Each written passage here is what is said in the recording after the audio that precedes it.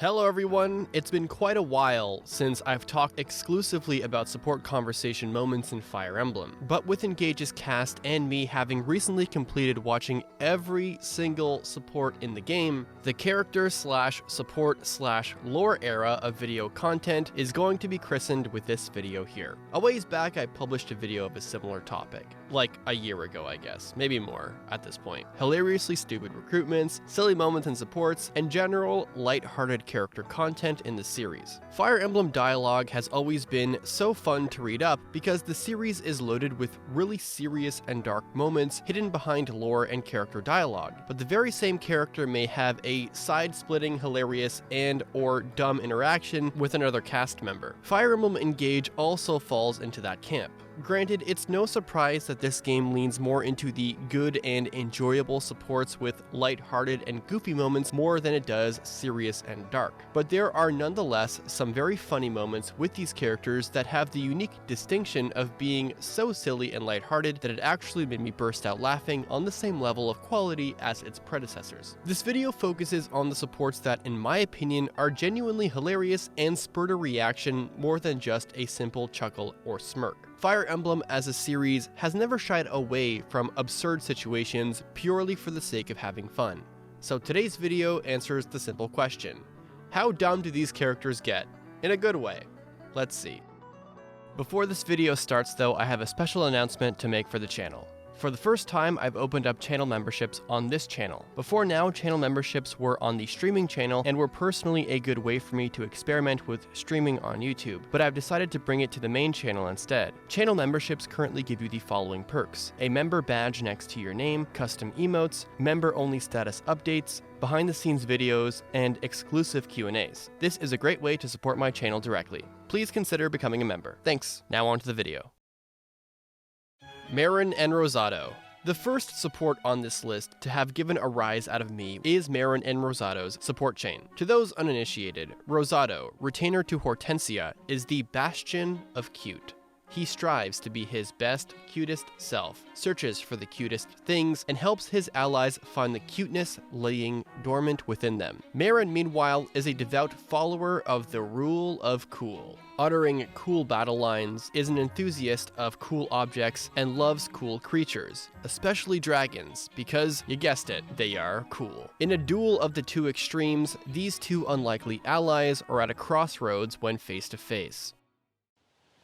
Ah, Rosado. This was always meant to be our fate. I know.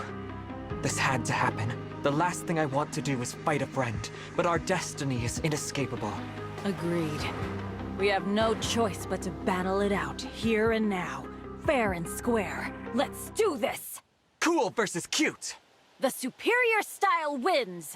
These rivals have a simple battle. Whoever's object is more captivating to the other, they're the winner. You're on. I'm gonna bring something so cute your heart will explode! Do your worst. Whatever incredibly cool object I bring, it's going to blow your mind.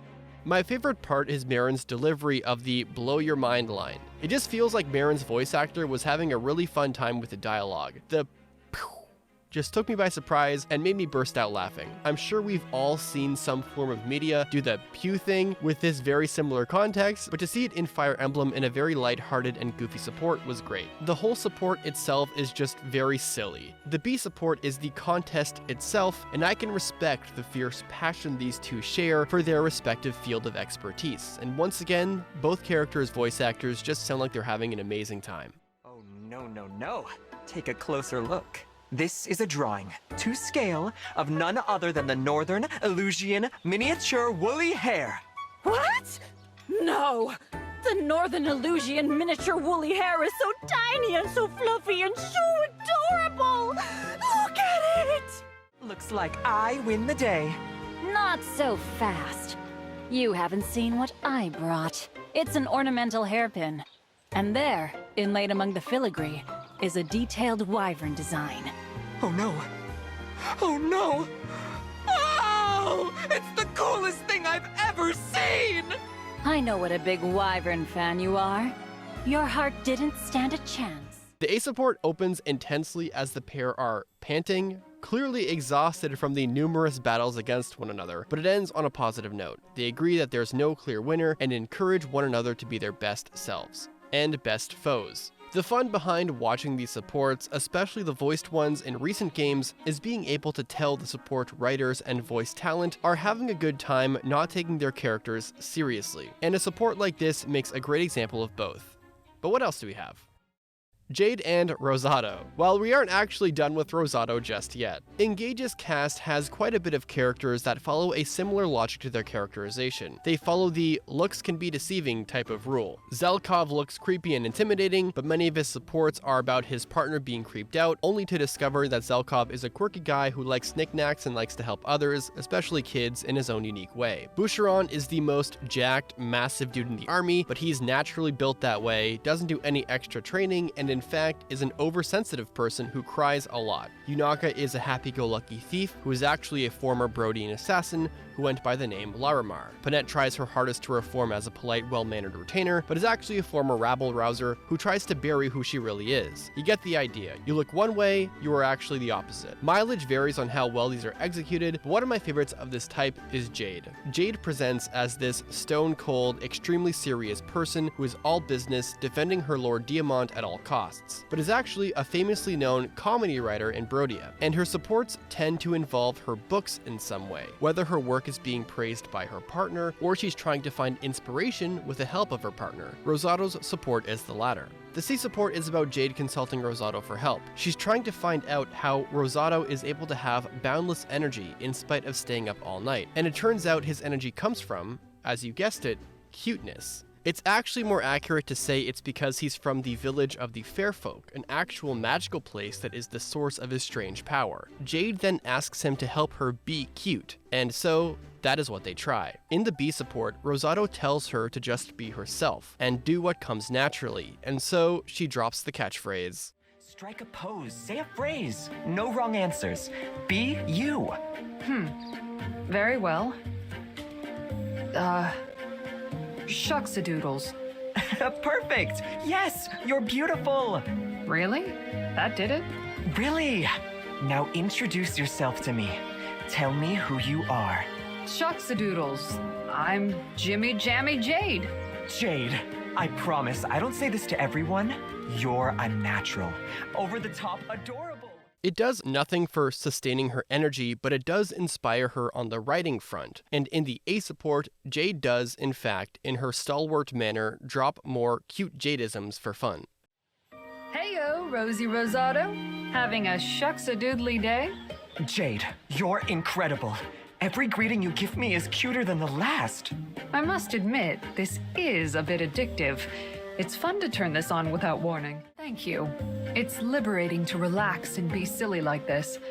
I know I don't look the type. That mysterious air is exactly what's unique about you. Don't you dare hide it. Well, shucks-a-doodles. I won't. You are the essence of cute. The way your true feelings shine through, like a sunbeam, pure and radiant. Thanks-a-doodles. But I still have a lot to learn from Rosie Posy Rosado, cuteness maestro.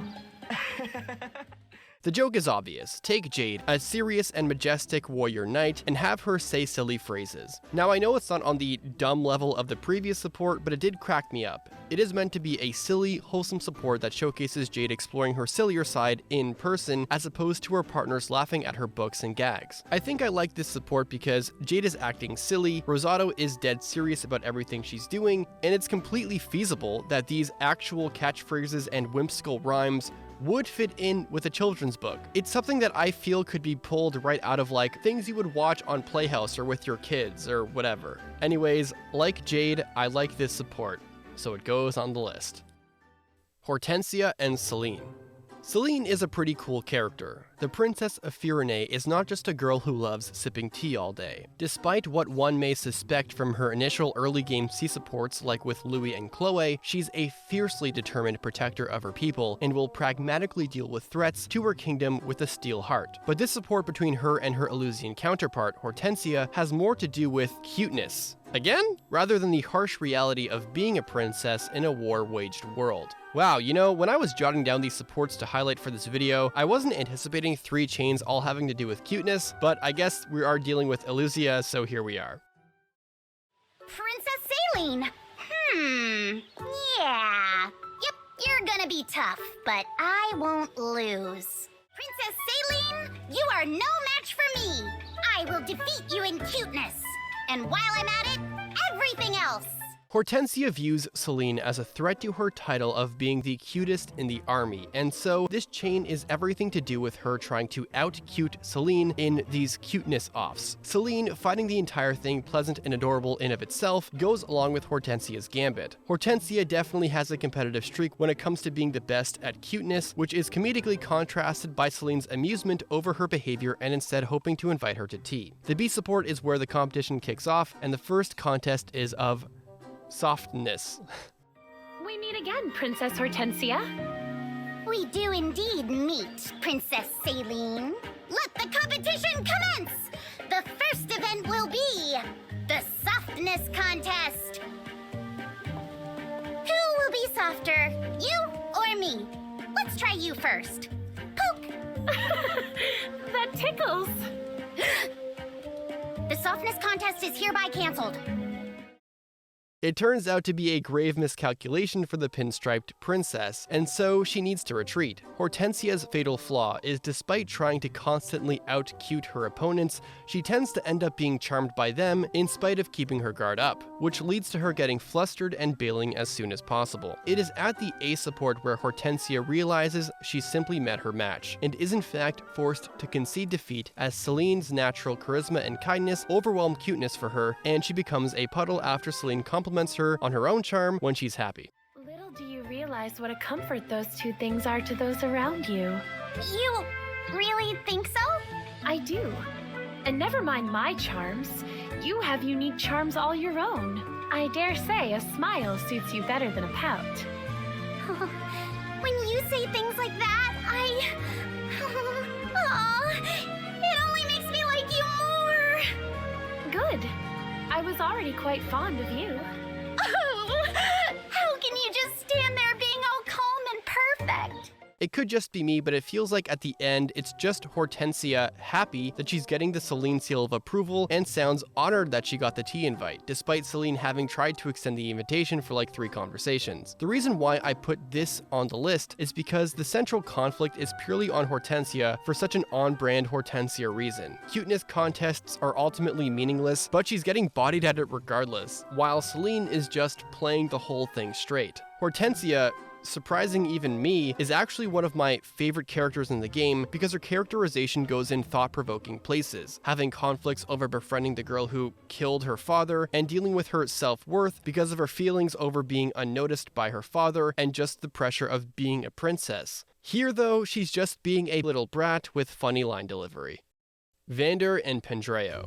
Vander as a unit is as Jagan as we're going to get. As per the archetype character-wise, he's a sagacious man that the younger soldiers look up to. As a serious and dutiful steward to the Divine Dragon, his most interesting character moments are those where we see the man beneath the armor, so to speak. So don't let the white beard and old man status fool you, because he's got a lot of vigor left. And that much is shown with his support with Pendreo, the holy man who defies convention. Instead of your typical well-mannered priest, Pendreo is a party animal who is legitimately legitimizing faith into Psalm by turning church into raving dance parties. So when you take Mr. Serious Old Man Knight and the party priest, expect the unexpected. The C support begins with Pendreo praising Vander's position as Lumera's attendant, and the priest enthusiastically invites his counterpart to attend his next party to recount stories about Lumera and his battles he fought in her name. Vander is convinced to join as he interprets Pendreo's church gatherings as worship through song and dance, which is technically right.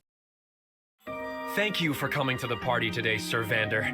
You really elevated the proceedings. Pendreo, did my ears deceive me, or were you and the other guests howling? You spoke of pious songs and dances. I was expecting something rather solemn.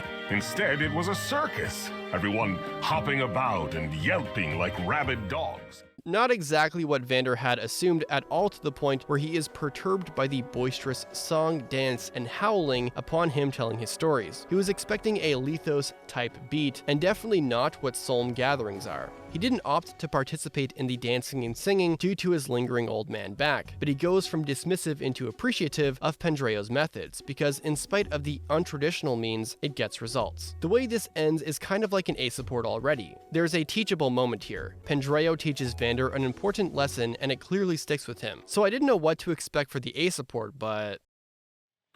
Oh, come on, Vander. Mustn't let those young folks show you up. Vander, what's going on? Is this a training technique you learned in Lethos? No, it's nothing. Now, go away. Oh, I was just checking in as a friend.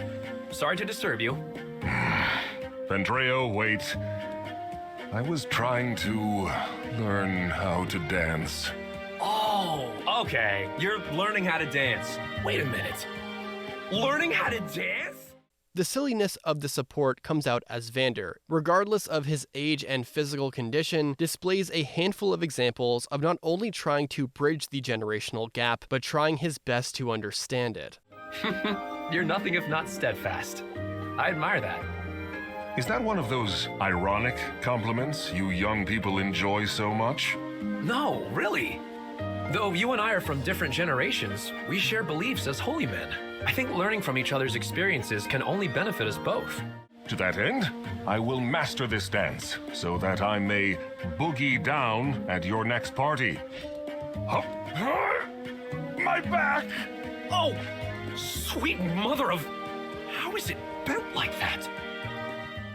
Man is just trying to understand what's hip with the next generation. And yeah, he's struggling, but you gotta give props to the old asterisk man trying to rise up to the challenge. I was taken aback and just chuckling at the line delivery. This support reminds me of the classic Garcia Dosla support from Sacred Stones. Just two old guys having a fun time trying something new, placed in a comedic situation that showed a different side to both of them. Support conversations are meant to let characters shine outside of the main story, and they don't always have to be this deep, cutting, and serious conversation. Vander has several serious supports, but this, he's just trying to boogie down with the pious Solm Zoomers.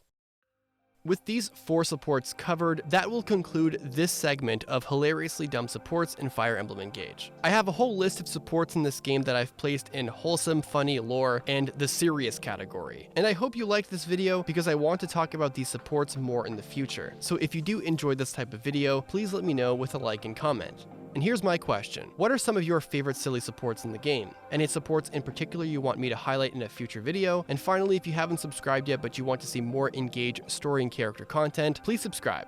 Thanks for watching. Deuces.